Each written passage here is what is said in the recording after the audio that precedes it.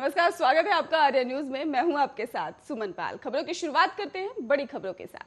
प्रधानमंत्री नरेंद्र मोदी अपने संसदीय क्षेत्र कल वाराणसी पहुंचे, जहां उन्होंने 2100 करोड़ की 5 परियोजनाओं का शिलान्यास किया है। और इसके साथ ही आपको बता दें कि करखिया गांव में भी 807 करोड़ रुपए की लागत से तैयार हुए 22 प्रोजेक्टों का लोकार्पण भी किया। पीएम मोदी ने कहा कि आज काशी और आसपास का ये पूरा क्षेत्र एक बार फिर से पूरे देश और यूपी के गांव किसानों पशुपालकों के लिए बहुत बड़े कार्यक्रम से खास बना है। उन्होंने कहा कि देश किसान दिवस मना रहा है और हमारे यहाँ गाय और गोबर की बात करना कुछ लोगों ने ऐसे हालात पैदा कर दिया है जैसे गुनाह कर दिया है। हमारे यहाँ गाय की बात करना, गोवर्धन की बात करना कुछ लोगों ने गुनाह बना दिया है। गाय कुछ लोगों के लिए गुनाह हो सकती है, हमारे लिए गाय माता है, पूजनीय है। और पीएम मोदी ने यह भी कहा कि गाय भैंस का मजाक उड़ाने वाले लोग ये भूल जाते हैं कि देश के 8 करोड़ परिवारों की आजीविका ऐसे ही पशुधन से ही चलती है। उन्होंने कहा कि भारत के डेयरी सेक्टर को मजबूत करना हमारी सरकार की प्राथमिकताओं में एक है।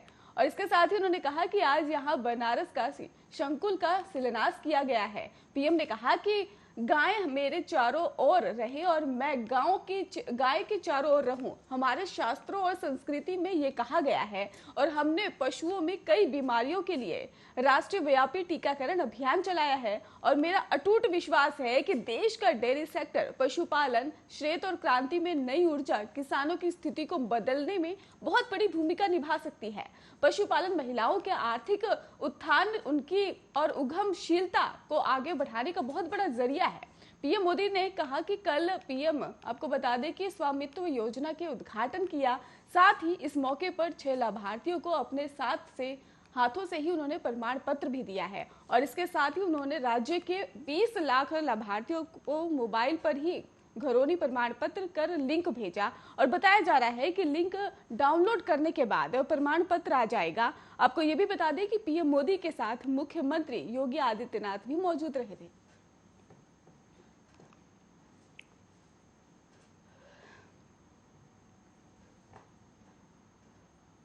उत्तराखंड कांग्रेस के विवाद को खत्म करने के लिए कांग्रेस आला कमान सक्रिय हो गया है। सूत्रों के मुताबिक नाराज हरीश रावत से कांग्रेस के शीर्ष नेतृत्व ने संपर्क किया और नाराजगी दूर करने का भरोसा दिया गया है।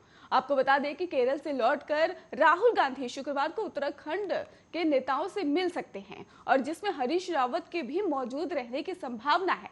वहीं मुख्यमंत्री चेहरा बनाए जाने टिकट बंटवारे में पर्याप्त भागीदारी को लेकर हरीश रावत पार्टी पर दबाव बना रहे हैं और प्रभारी देवेंद्र यादव के तौर पर तरीकों से भी उन्हें शिकायत है। और बात नहीं बनी तो 5 जनवरी को हरीश रावत देहरादून में कोई बड़ा ऐलान कर सकते हैं। रावत समर्थकों को देहरादून में इकट्ठा होने को कहा गया है। आपको बता दें कि रावत कैंप का दावा है कि उपेक्षा से नाराज हरीश रावत 5 जनवरी को राजनीति से संन्यास लेने का ऐलान कर सकते हैं। आपको बता दें कि हरीश रावत के साथ प्रीतम सिंह, राज्य के कांग्रेस अध्यक्ष गणेश गोदियाल, पार्टी नेता यशपाल आर्या भी आज दिल्ली पहुंचेंगे। हरीश रावत के तेवर बुधवार को बगावती नजर आए और उन्होंने ट्वीट कर अपनी ही पार्टी की कार्यशैली पर सवाल उठा दिए। उन्होंने सियासी हलकों में ही कहकर हड़कंप मचा दिया कि पार्टी संगठन उनके साथ कथित तौर पर सहयोग नहीं कर रहा है और उनका मन सब कुछ छोड़ने को कर रहा है। अगले साल उत्तराखंड में विधानसभा चुनाव होने हैं और बुधवार को उत्तराखंड के पूर्व मुख्यमंत्री रावत ने ट्वीट किया है ना अजीब सी बात, चुनाव रूपी समुद्र को तैरना है।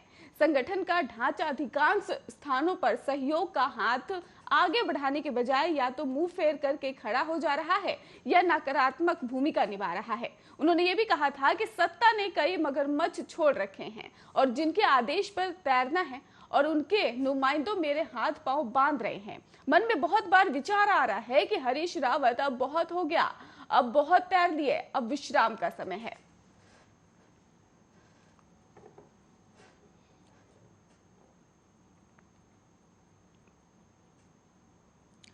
दिल्ली की निचली अदालत ने महाराष्ट्र के पूर्व गृह मंत्री अनिल देशमुख को सीबीआई की प्रारंभिक जांच में ही कथित तौर पर क्लीन चिट देने की वाली रिपोर्ट को लेकर भी लीक होने में उनकी भूमिका की जांच करने का एजेंसी को निर्देश दिया है। कोर्ट ने अपने आदेश में कहा कि इस मामले में सीबीआई के आरोप पत्र में ही भले ही देशमुख को आरोपी बनाया गया हो ना बनाया गया हो, और लेकिन वो बड़े षड्यंत्र का हिस्सा हो सकते हैं।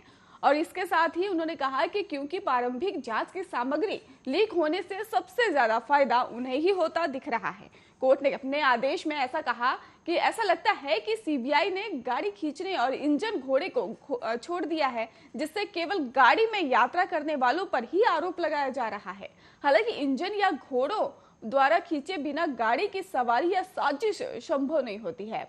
साफ तौर पर कई सबूतों होने के बावजूद ऐसा लगता है कि सबसे अच्छी तरह से ज्ञात कारणों को जानते हुए भी सीबीआई ने केवल जरिए को ही आरोपी बनाया है, और जबकि डोर थामने वाले दिमाग या मास्टरमाइंड व्यक्ति को छोड़ दिया गया है।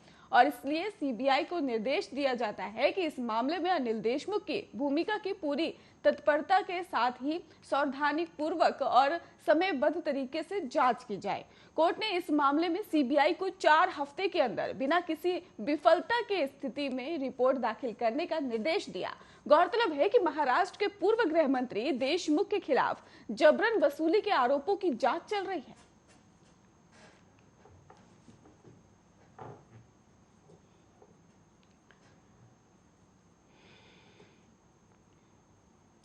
लुधियाना की एक अदालत में गुरुवार को ब्लास्ट हुआ है, जिसमें 2 शख्स की मौत हो गई है और 4 लोग घायल हो गए हैं। ब्लास्ट आपको बता दें कि लुधियाना जिला कोर्ट के परिसर की दूसरी मंजिल के वॉशरूम में हुआ है, और घटना की जानकारी मिलते ही पुलिस मौके पर पहुंच गई और उसे उच्च तीव्रता वाला ब्लास्ट बताया जा रहा है। कोर्ट रूम में जो रीडर्स के कमरे होते हैं उनके करीब वॉशरूम था और वहां ब्लास्ट हुआ है, और इस घटना में 2 शख्स की मौत की पुष्टि भी बताई जा रही है। जिस वक्त ये धमाका हुआ है, कोर्ट परिसर में वकीलों समेत काफी लोग मौजूद थे।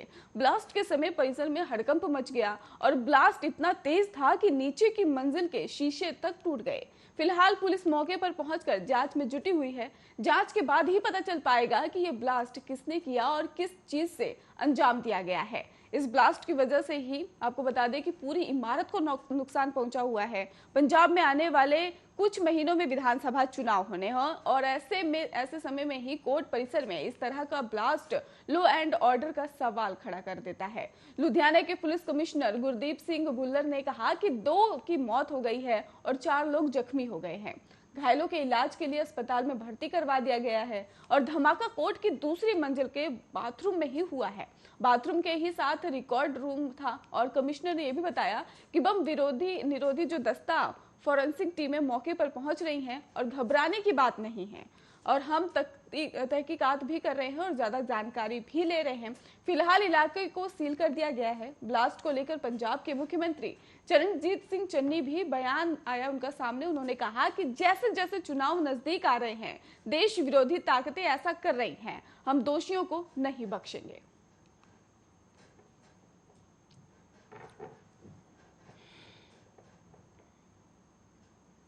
अयोध्या में सुप्रीम कोर्ट के फैसले के बाद से ही राम मंदिर का निर्माण तो शुरू हो गया, लेकिन इससे जुड़े दूसरे पहलुओं पर विवाद भी लगातार जारी है। ऐसा ही एक विवाद है जमीन खरीद को लेकर। अयोध्या में सुप्रीम कोर्ट के फैसले के बाद अयोध्या में राम मंदिर के आसपास कई जमीनें को खरीदा गया है। ये जमीनें अधिकारी से आपको बता दें कि लेकर पुलिस अफसर, नेता से लेकर उनके परिवार वालों तक ने खरीदी है, और अब इस मामले में योगी सरकार ने जांच के आदेश दे दिए हैं। और आपको बता दें कि 5 दिन के अंदर जांच की रिपोर्ट भी मांगी गई है, और राज्य सरकार ने इस संवेदनशील मामले की जांच के विशेष सचिव राधेश्याम मिश्रा द्वारा करवाने का भी फैसला लिया है। उन्हें कहा गया है कि 5 दिन के अंदर विस्तृत जांच करनी है और रिपोर्ट सौंपनी है। अब चुनावी मौसम में राज्य सरकार की इस कार्रवाई को काफी अहम भी माना जा रहा है। विपक्ष लगातार आरोप लगा रहा है कि राम मंदिर के नाम पर बड़े स्तर पर भ्रष्टाचार किया जा रहा है, कई करीबियों को फायदा हो रहा है। मीडिया रिपोर्ट की माने तो उनका कहना है कि सुप्रीम कोर्ट के फैसले के बाद कई बड़े अधिकारियों ने औने पौने दाम पर जमीन खरीदी है। और इसके साथ ही आपको बता दें कि इस लिस्ट में अयोध्या में कमिश्नर रहे एमपी अग्रवाल, मेयर ऋषिकेश उपाध्याय और IPS Deepak Kumar, retire IAS Umadhar Trivedi और पीपीएस अरविंद चौरसिया द्वारा खरीदी गई जमीनें शामिल हैं।